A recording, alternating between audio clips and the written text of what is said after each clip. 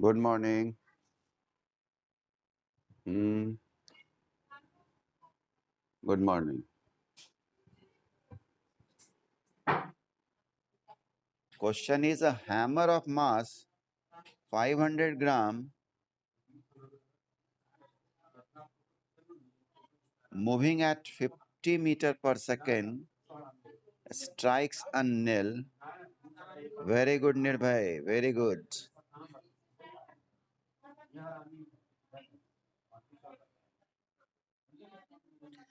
Since we know that force is equal to mass into acceleration, and the formula of acceleration is change in velocity by time. Okay. Yes, Samir. Good. Very good, Siddhi. Ah, mass is given in gram.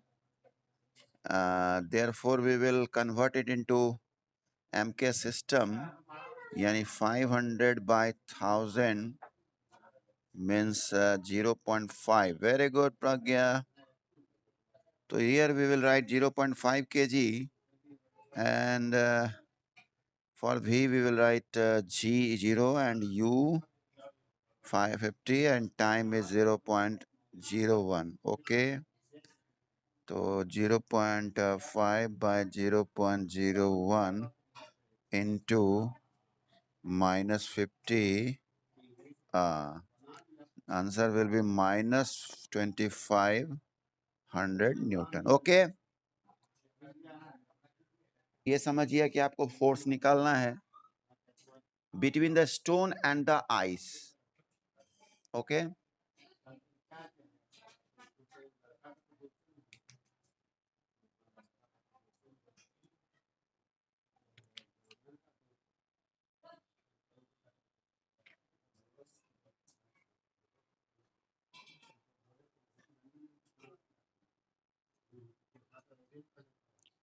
Actually देखो देखो पिछले सवाल में भी 4 नाम आया था, प्रज्ञा, समीर, निर्भय और सिद्धि, और इस बार भी 2 ही 3 नाम आ रहा है. निर्भय सबसे पहले, देन प्रज्ञा, समीर अभी नहीं आया है, और सिद्धि अभी नहीं आई है. बाकी लोग 28 बच्चे मेरे साथ हैं अभी.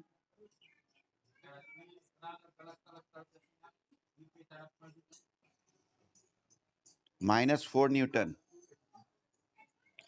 और देखो सबसे अच्छी बात कि फोर्स ऑफ फ्रिक्शन लिखा हुआ था, और मैंने आपको बोला कि ज़्यादा भी ध्यान में ना लाएं कि फ्रिक्शन पर, लेकिन जैसे ही आंसर आया तो वहाँ एक चीज़ हम लोग को दिख रहा है कि वो निगेटिव आया. निगेटिव आना ही आपको इंडिकेट कर रहा है कि this is the force of friction, है ना. या ओके, क्वेश्चन समझ आ गया. 2 masses, one of 100 gram and the another is 200. First is of 100 gram and the another is of 200 gram, and both are moving with the velocities. One is 2 meter per second and the another is 1 meter per second. They are moving in the same direction.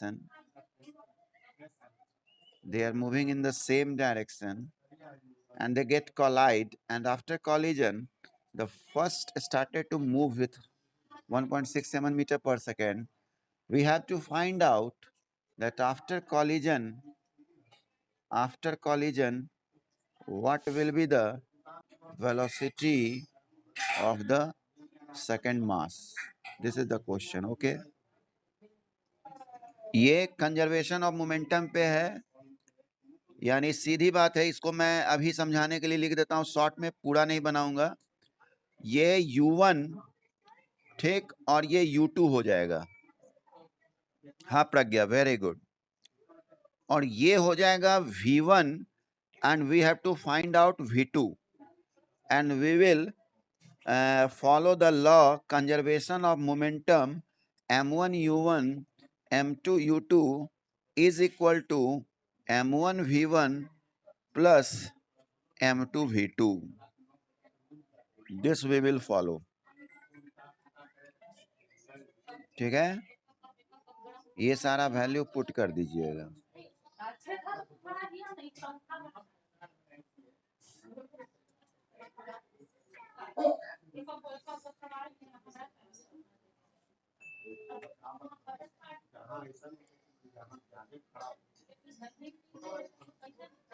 आगे बढ़ा जाए। Newton,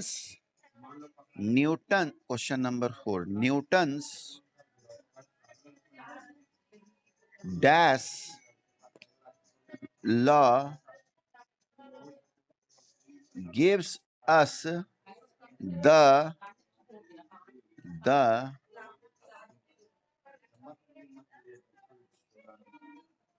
definition of force. Send message. दूसरा, यहां मैंने simple English लिख दिया definition of force. Exam में हो सकता है कुछ दूसरा इंग्लिश आएगा, वो है क्वालिटेटिव। हम लोग इतना जनरल इंग्लिश नहीं रह जाएगा कि डिफिनेशन ऑफ फोर्स क्वालिटेटिव। हम लोग दो अप्रोच पढ़ते हैं, क्वालिटेटिव एंड क्वांटिटेटिव। इतना सिंपल इंग्लिश नहीं रहता है कि definition of. Qualitative means definition and quantitative means for. चलिए फिर जल्दी से जवाब देना है। Okay, require greater force accelerating 1 kg mass m1 1 kg mass 10 meter per second square, 2 kg mass acceleration 4 meter per second square। बोलिए।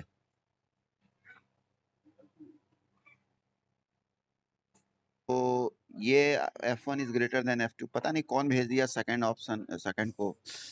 तो क्लियर तो था कि पहला 10 न्यूटन और दूसरा 8 न्यूटन।